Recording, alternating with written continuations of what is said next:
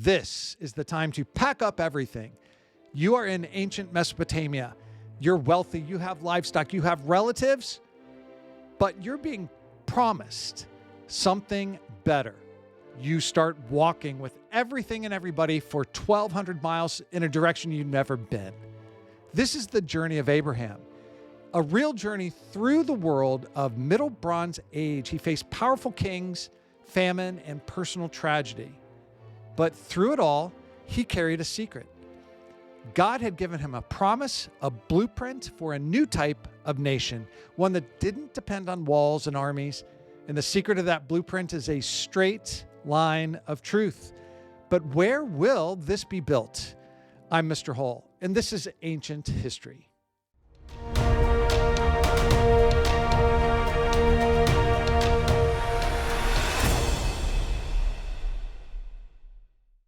Welcome to Classical Kingdoms, where timeless stories reveal truth and wisdom for your journey. And this journey is for Abraham and all his descendants with a covenant.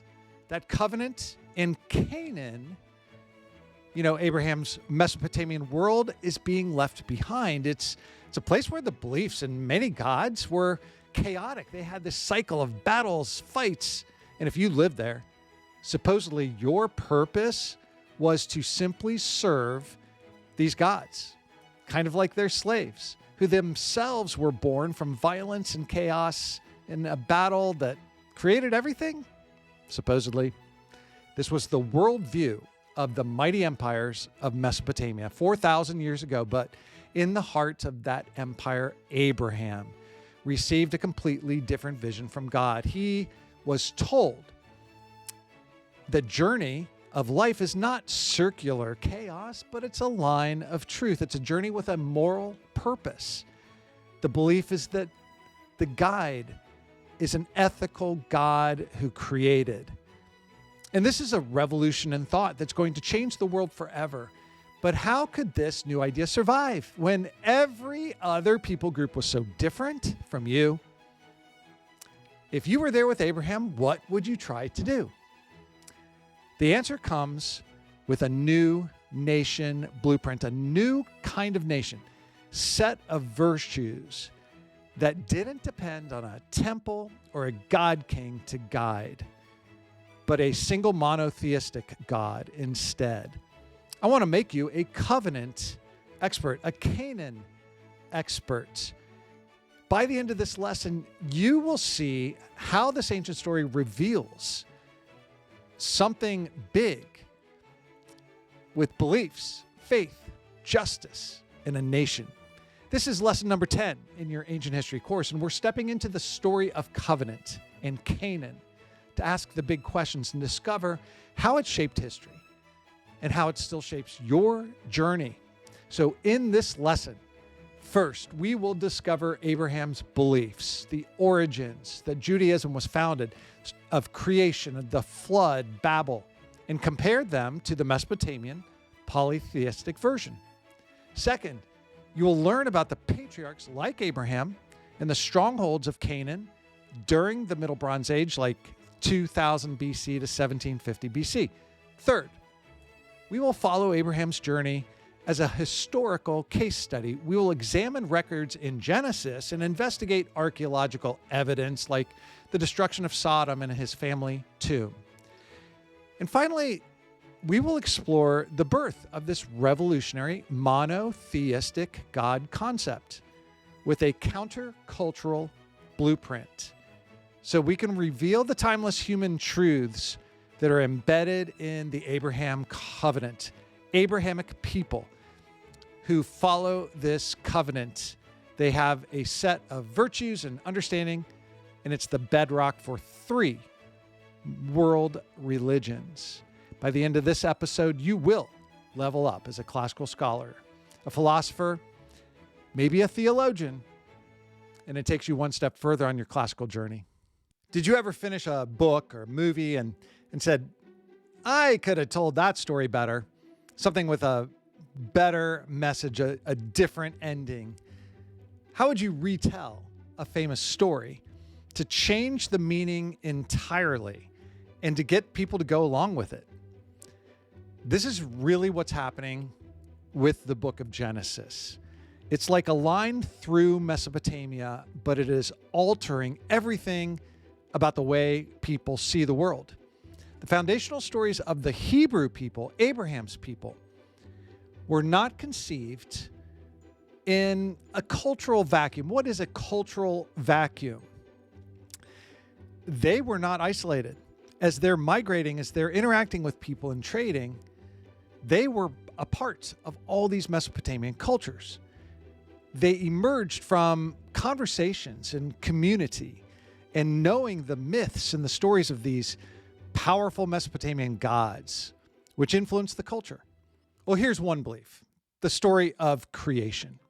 The most famous Mesopotamian creation story, the Babylonian epic Enuma Elish.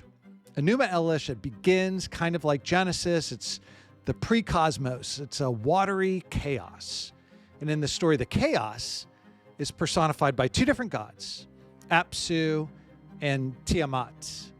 The name Tiamat is a direct linguistic relative of the deep, like the Hebrew word tehom, the deep. And that's also a word in Genesis.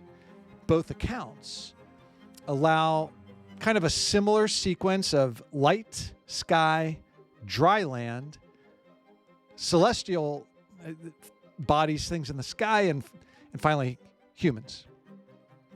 But the similarities stop with the accounts that become radically different and the worldviews you can see. The Enuma Elish portrays creation as a result of a brutal war amongst the gods. The hero god Marduk battles and slays the monster goddess Tiamat, and then constructs the heavens and the earth from her dismembered corpse. Humanity is created as an afterthought, made from the blood of the defeated god, for the sole purpose of bringing slaves to serve the gods. That's creation. The Mesopotamian cosmos, born out of violence, and humanity's roles is slavery.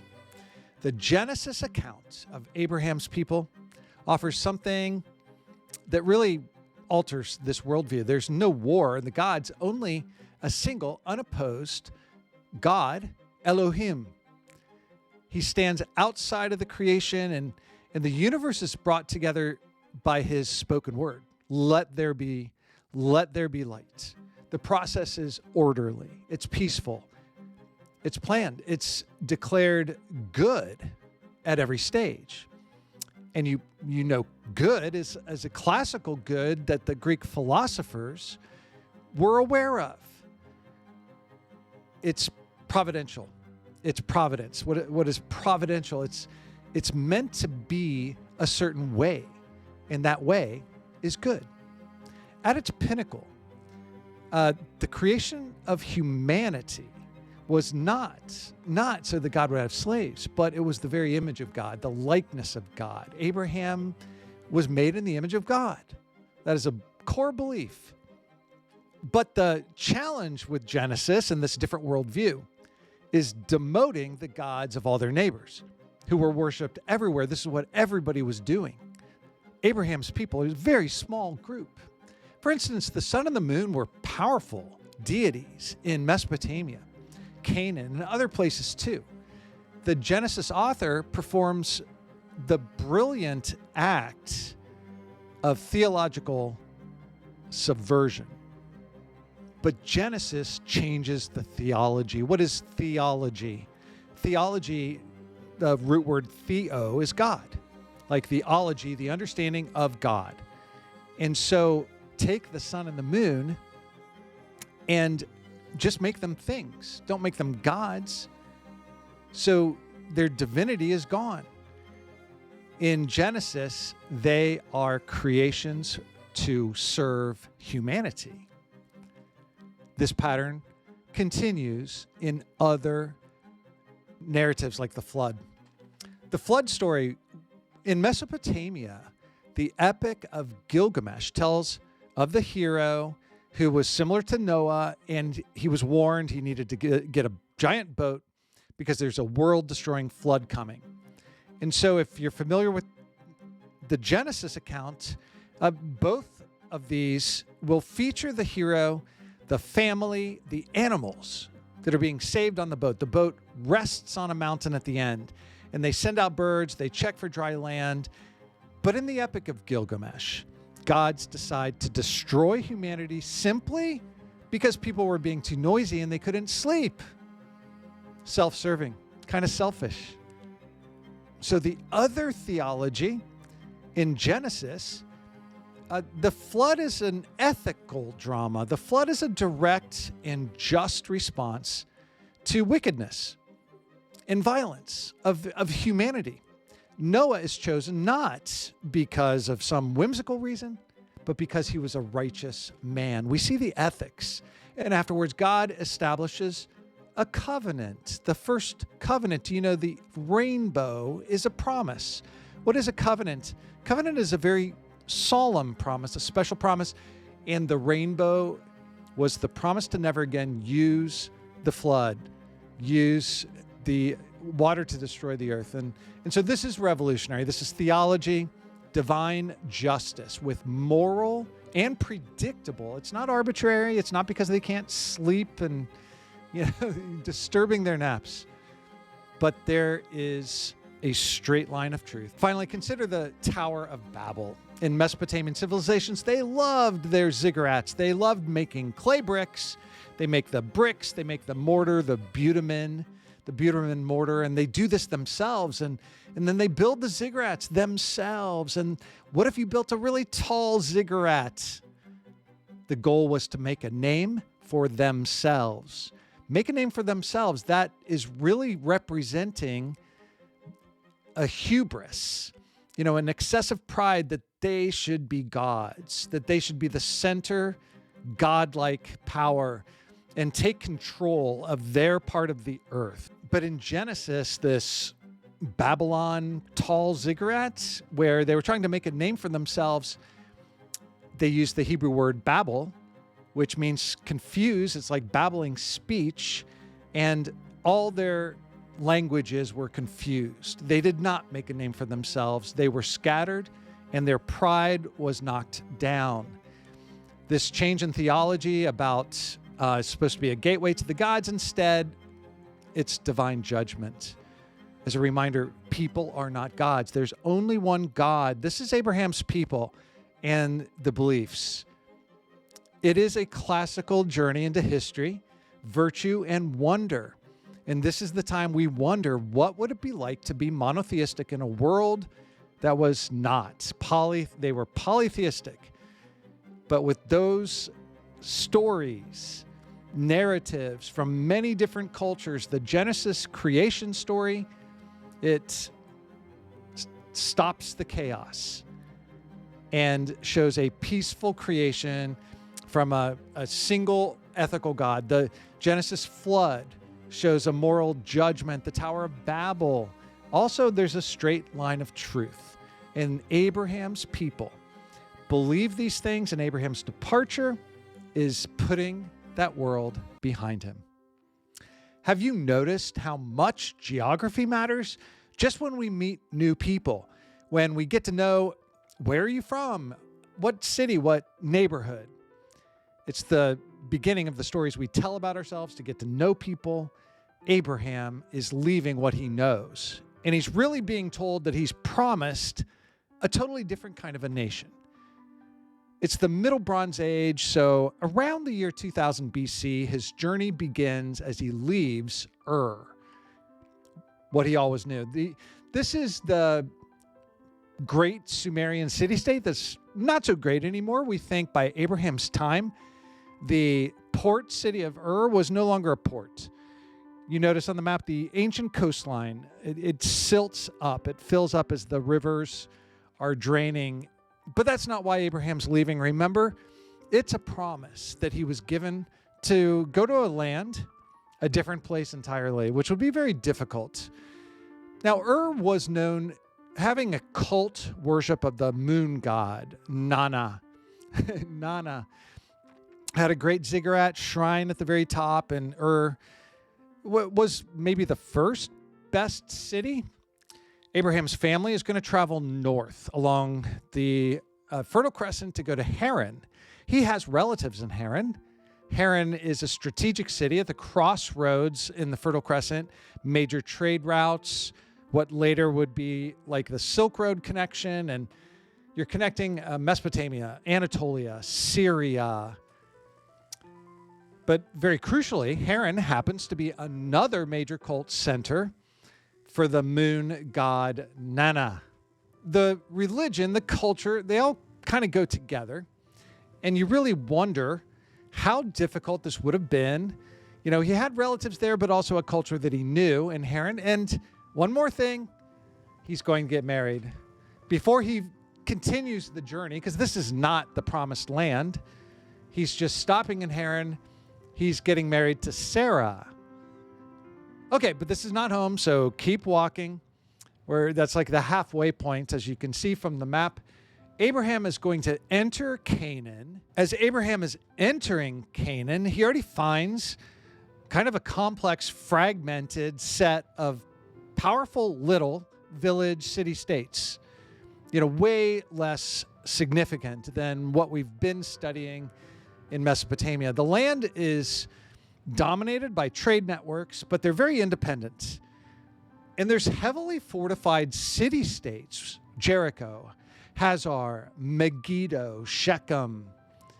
Each of these cities are ruled. There's a local king, and that person is going to control that surrounding farmland. He's got to interact. He's like a new nation. He's a big family. Canaan, there's no emperor, someone in charge. So he's got to be diplomatic and get along with each and every one of these rulers, like the king of Salem had a famous interaction there, and the high priest Melchizedek, a scene here that will matter again in the future at this place, Salem. Notice Jerusalem. Could be a connection for later, but we'll get back to where Jerusalem will be developing. But for now, Abraham does make a connection with the high priest there, but really settles in Hebron and the Oaks of Mamre. These ancient villages are kind of a similar ethnic group. The Western Semitic people, they would be Canaanites, they would be Amorites. These cultures are pretty similar to what Mesopotamia would have had. This Fertile Crescent connection, the culture is fairly similar, but Abraham is being promised something different. He is a wealthy, semi-nomadic now. That means they could wander a little bit. They've got need for pastures because they have large flocks. That's why he's so wealthy. It's the livestock. And so these city-states and the trade that they've got, there's a decent amount of archaeological evidence for people to connect with. But this was supposed to be a land flowing with milk and honey. Sometimes it's called that. But it really relies on the rainfall. You know, you're supposed to get rainfall when your land has water to the west, but not always. There comes a time where there's a famine here. Abraham and all his people are facing a famine. What do you do? What do you do when you're a semi-nomadic person? Well, let's pack up again. Let's keep going, although this is the promised land. This is Canaan, and now Abraham is already going to leave. He migrates over. Where do you think he would go? Who doesn't need rainfall? Who have you studied in the area? Let's migrate to Egypt temporarily, just for a moment, for a season in life. It's not random to do this. Egypt is known as a place that you can go. And in fact, this visit that Abraham has is going to be repeated by other Abrahamic people in the future. But we'll get to that at a future lesson. So the reality of Egyptian Middle Kingdom leaders, they're welcoming, they're friendly, they want trade, and they have the Nile River, and that thing floods. It's not dependent on rainfall. Very rarely does it not flood, and it's good right now. So when Abraham gets there, he's able to interact. He has a little sticky situation with the Pharaoh, with his wife, but they are interested in foreign people and trade. And here's how we know. There's really interesting and it's quite stunning. As you can see, this proof of Asiatic people. So these are tomb paintings. We know that Egyptians love their tomb and they love their art. And this is the Middle Kingdom. So some consider the golden age of Egypt, and there is so much art. But specifically these frames, these Asiatic people, we can count 37 West Semitic people. So some ethnic group from the West. It is from the same time period. Could it be Abraham's people? Could it be Abraham's descendants, these Asiatics coming to Egypt, looking to trade and wearing colorful garments? This is Pharaoh Numhotep II around 1900 BC, and it's a pretty nice collection of archaeological evidence, and it's at least a parallel. At least it shows a biblical parallel, if not actually showing some of these people from the Bible. And since the Nile's flooding is more predictable, Egypt is a stable source of grain, and foreigners come here, trade. They're safe. It's safe. It's a welcoming place. It's not hostile. So a journey to Egypt during a famine was a common, plausible survival strategy. Now, what would you have done? What would you have done in that position if you faced a famine, has your Costco and Sam's Club and every store sold out of food? Have you been in a pinch? The most extreme thing that some have been through, I was in COVID. Our school shut down. We had a season where we had to shift and make do with a classroom of keyboards. I'm teaching from home.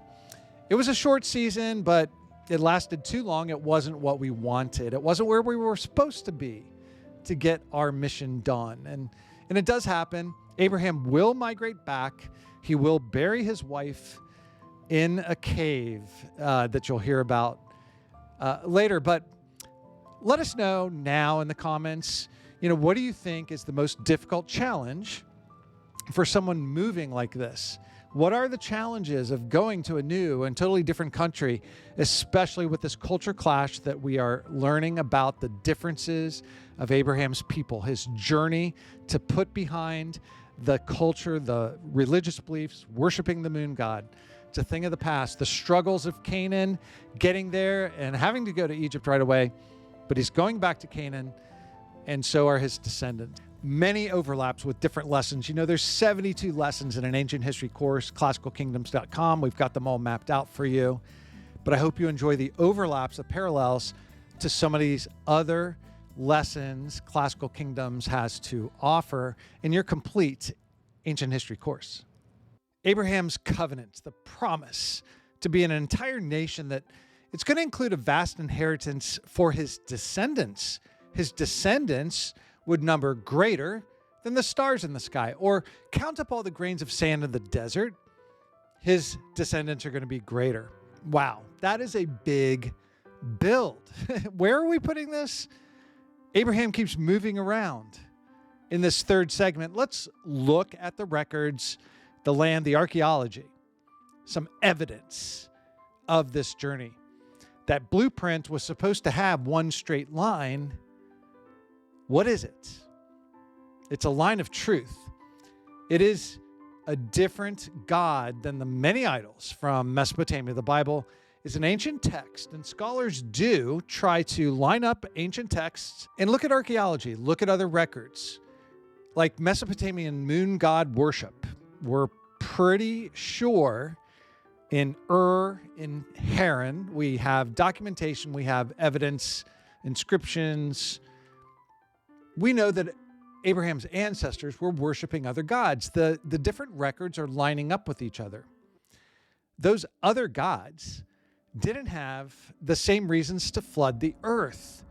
That straight line of truth is more represented by Noah, the righteous, ethical man in that flood story, that he was being saved, and the dramatic reason for the flooding, right? It wasn't the kind of selfish gods. It was judgment. It was judgment. Now, one of the most dramatic stories that we know about Sodom and Gomorrah is the way it was destroyed. Recorded in the Bible, in Genesis, it was burning sulfur, some cataclysmic kind of fire being rained down from the heavens. Now, this was a judgment on the people from the account in Genesis, similar to the judgment, back at Babel or the flood. Now, you're a classical scholar, and a skill to build is to look at evidence, records, ancient texts, because you weren't there to see it yourself. So on faith, you have to eventually discern the truth based on the evidence that's present, the records and how they line up. So without being there, and we're not there for most things, this is a challenging skill to build. Let's look at some interesting archaeological work in the site called Tal El Hammam in the Jordan Valley. And they found some interesting, compelling archaeological evidence that could line up. It is highly contested. It's a theory, but there's a massive city there, and it was violently destroyed. We can see the evidence. It's an abruptly abandoned city around this time period. 600 years, nobody lived there. They left the walls behind. This is very strange. 2021, there was a team of scientists that proposed some of this evidence, like pottery that had been melted into glass, quartz that had been shocked, a high salt destruction layer. These were consistent with some type of a massive cosmic airburst, like a meteor exploding in the atmosphere. And they provided some of these potential parallels, fiery destruction, and this theory's been challenged. It's still being studied, but the debate itself shows you this fascinating scientific process is trying to discern the truth. The debate doesn't change this core archaeological fact about this urban center. There is a city, a settlement with walls, an urban center that was abandoned and had some type of catastrophic collapse, and it's the Bronze Age.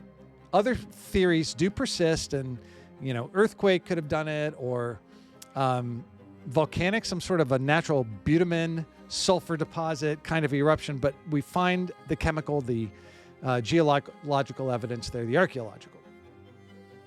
It's hard to draw direct lines, but now we've lined up theological beliefs, the understanding of God, cultures of Mesopotamia that we've left behind, and the judgment against Sodom, Gomorrah. It is a challenge to discern the truth, to use the evidence that they have. But we study geography and the archaeology and the records and line things up as best we can. Now let's go to the next one. It's a big contrast to divine cataclysmic judgment at Sodom, Gomorrah. This is the story of Abraham in Hebron. This is a transaction. It's a business record of a real estate purchase at the cave of Machpelah. 400 shekels to bury his wife Sarah and to have this place as a family burial site. It's a real pivotal moment. So starting from the legal side and the shekels, it does record a transaction. This is the ownership of a piece of land in the promised land in Canaan, which was important as part of this journey in building the nation. It emphasizes the legal details. This is a public negotiation with Ephron the Hittite. Full price, 400 silver shekels. It was even offered to him for free, but he wants full price.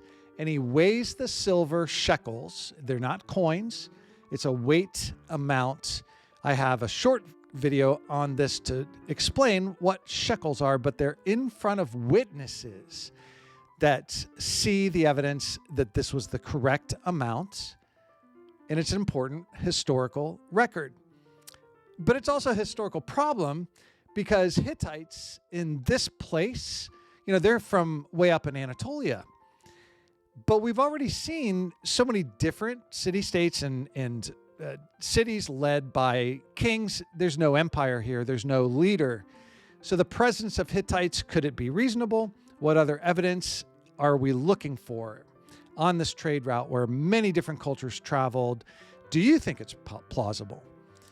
It's at least plausible. It lines up with other legal texts and transactions from this time period, but there is a hidden meaning that includes some theology, because Abraham is insisting on a public commercial transaction to show that he has purchased a piece of this land that was promised to him, promised the nation, the covenant. This is about covenant and Canaan. And how would you consider doing something similar to that, a promise of your future and kind of securing a little piece, a beginning, so to speak? And what comes to mind? Kind of an investment or down payment. Well, Abraham has been building this nation. He's on this journey, but there's no king. There's no capital city, no standing army, no written law code. Don't you need these things? And what about the shared identity of the nation of people? It seems like we're having a superstar sports team with tons of promise, no field, no manager, no locker room, none of the normal needs. Abraham has the concern. He expresses the concern in the record of Genesis. Abraham's concern and confirmation is what he's seeking. Well, there is a ceremony that people in this region, it was a common cultural practice to have a covenant ceremony. What is a covenant anyway, apart from a promise? Well, it's a solemn promise, a serious promise, bigger than a wedding perhaps. But let me describe to you what this ceremony was like, because when Abraham asked God for confirmation about inheriting the land, building this nation, God initiates a covenant-making ritual, an animal sacrifice. Why are there so many animal sacrifices in all these different idol worships and cultures, in all these different centuries of classical kingdoms? There's always animal sacrifice. It was a common part of the culture to see the blood being spilled and to make the promise more serious, make it a covenant. So at God's command, Abraham bought a 3-year-old heifer, a 3-year-old female goat, a 3-year-old ram, a turtle dove, and a young pigeon, and he cut the larger animals in two and arranged the halves opposite each other. And he creates this path going before them. And this is custom. This is a customary way of cutting a covenant. In the ancient Near East, people did this. They had parties in the promise walk between the pieces to signify that they would face the same fate as these animals if they broke the covenant, the agreement. The waiting, the vision, because this starts to take on, in the record account of Genesis, the sun goes down, Abraham falls into a deep sleep. And so during this vision, then God gives him some confirmation, tells him what's going to happen in the future, makes a divine pledge, and then God passes through the covenant between the animals by himself with a smoking firepot, flaming torch, which is symbolizing the divine presence of God. And so Abraham is seeing this in his sleep, and it's only the divine torch, the smoking firepot that's doing it. It's not Abraham. So Abraham did not walk through the pieces himself. And so what does that show? What does that show you about the covenant? God alone passes through. This scene is now establishing that God takes care of the curse if the covenant is broken, signifying something about God that's different, unconditional and irrevocable in this covenant, confirmation of a promise. And at the conclusion of the ceremony, God formally makes the covenant, giving his descendants the land, the promise from Wadi of Egypt to the great river of the Euphrates. The number of descendants, you can't even count them. It's a different type of nation in an unusual ceremony, which is not done anymore today. But to that culture, those people, the God of Abraham, completely different from Mesopotamian gods in every way. That he's universal and portable. He's been traveling with Abraham through this journey. Whereas like the moon god was just in Ur and then just in Haran. And then he's a personal God because this is like personal records in Genesis about communications and building a relationship and the ethics of it. Very different from other gods in polytheistic beliefs about justice and righteousness. Keep the way of the Lord by doing what is right and just. That's a record in Genesis about who Abraham was because of this. Because of the blueprint. Remember the blueprint from the beginning with a line of truth to follow. How could a nomadic people like Abraham's people change the world in such a way? Does the blueprint still matter? Is the nation still there? Are the virtues still there? Is the faith, the Abrahamic people, are they still seeing justice and righteousness? Do they still see the journey in, out, the way Abraham was doing it? And the upcoming lessons, Classical Kingdom's ancient history course, you're going to see this reference and these people over and over and over again. And in other courses too, it's a timeless human truth about the descendants of Abraham. It is a covenant. It's a framework that applies to many different groups of people, many different religious groups and beliefs. It's a dawn of new philosophy, a new history, new theology. The journey is not that chaotic cycle from Mesopotamian gods. It's a linear story, and for people that have faith like Abraham, they see the nation, they see the journey, they see that descendants are still a part of that today all around the world. There isn't a palace, there isn't a battlefield, but there are deep roots in civilization. And what do you see? What do you carry forward from this age? If you haven't clicked the subscribe button or the like button, please do it now. And I want to thank you for taking the time to do that and take the time to learn this covenant, learn something that matters throughout history. And that does include your history. It's some classical truth for your journey, because kingdoms rise and fall, power fades, but virtue endures.